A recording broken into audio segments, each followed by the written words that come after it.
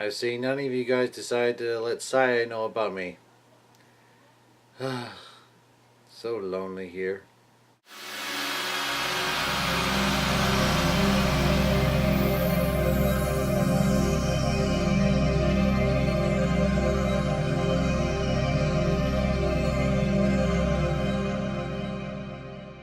Hey, what's up, everybody? It's Kiljaedas. How's it going?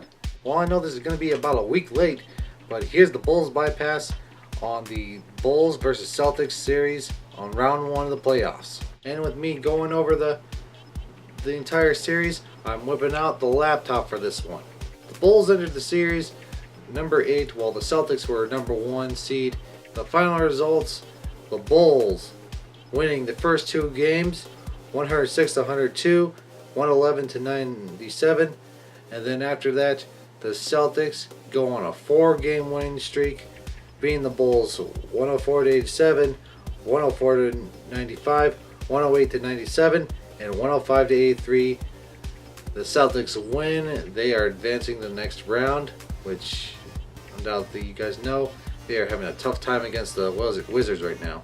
There are two factors that I see came into play with this series. And that's simply Isaiah Thomas.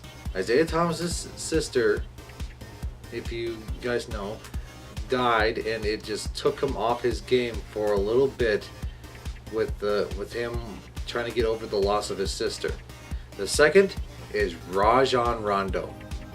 Rajon Rondo was definitely the biggest factor that the Bulls had. With the way that he played the first two games, it changed my mind about him.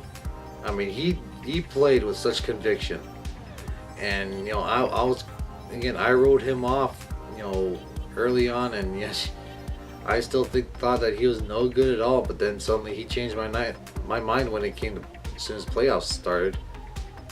And with him fracturing his finger on his shooting hand, and having him go and be put out, he was the playmaker for the Bulls to get the great shots.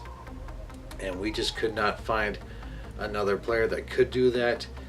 And that's why, game three to game 6, there was no answer at all. Let's just say this, Isaiah Thomas just creamed us. After that, all he needed was some time off to get over the loss of his sister, to mourn, to talk to his family, spend time with his family, and sure enough, it was back to business with him. And sure enough, I mean, unreal. Let's go ahead and get the stats. We'll do team stats first. The Bulls finished the series with a combined 579 points. That's about a 97 points per game average. They shot around 40% on the field. That's about 30% when it came to three-point arc. They were 85% on the free throws. For rebounds, they had a combined of 314 rebounds. That's about 74 offensive, 205 defensive, and 61 team rebounds. That's definitely a new stat, and which I'm guessing that it's mainly, if the team gets a rebound by touching multiple hands, it gets recorded as a team rebound. With the rebounds, that's about a 52.3 rebounds per game.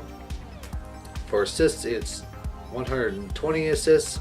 It's about 20 assists per game average.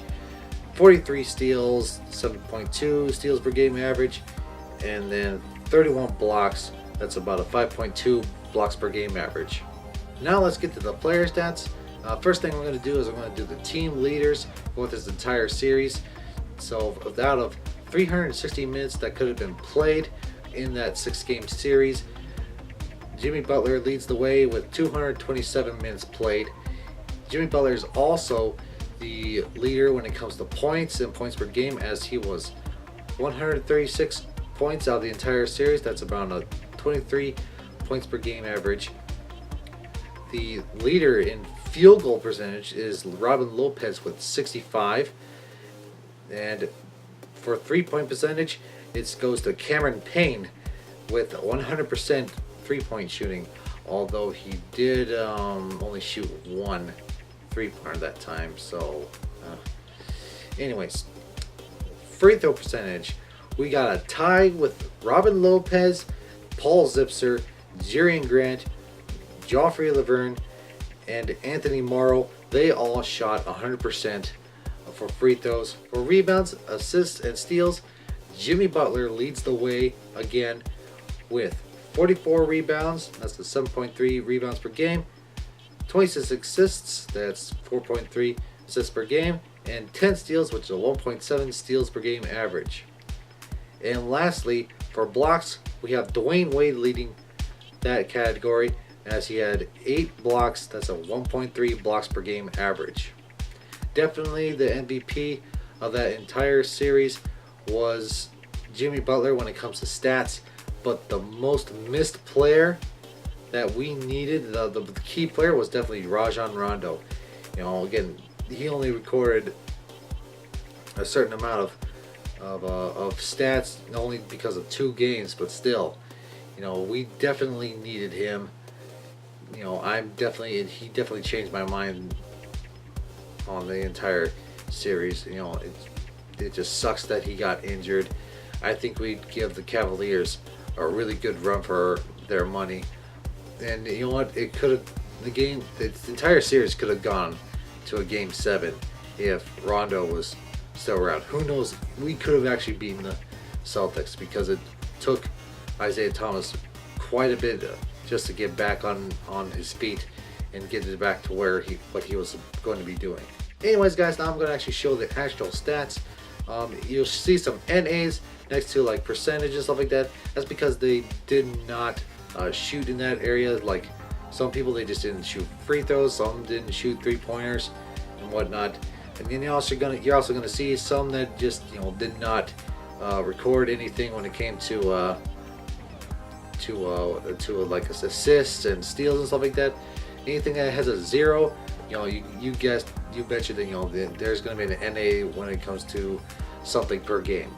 I just want to let you guys know about that. And by the way, I also, when it comes to points and stuff like that, I usually round it up to the nearest whole number, to give it a really good feel. Also, I usually have it, if they have made less than 1 point the entire series, then I should say, if they have less than 6 points in the entire series, that's when I usually, round it up to the nearest decimal point. It's the same thing with assists per game, rebounds per game, steals per game, and blocks per game. I usually round that up to the nearest decimal point so I can get a nice solid number. Anyways, here are the stats. Go ahead and enjoy looking them over.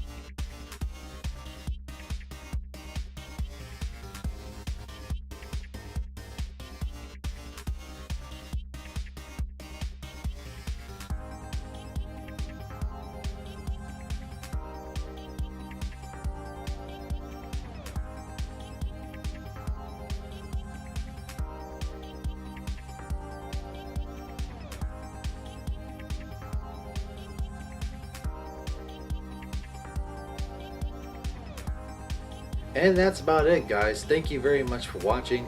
I know this took a while for me to make.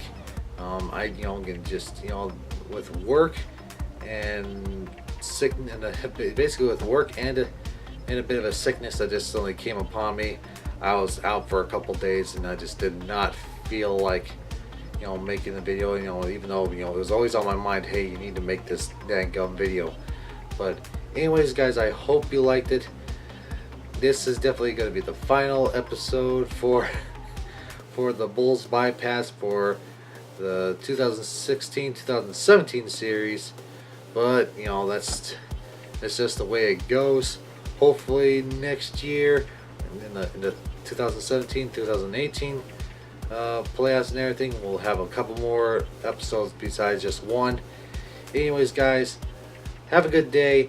I'll see you later. Bye.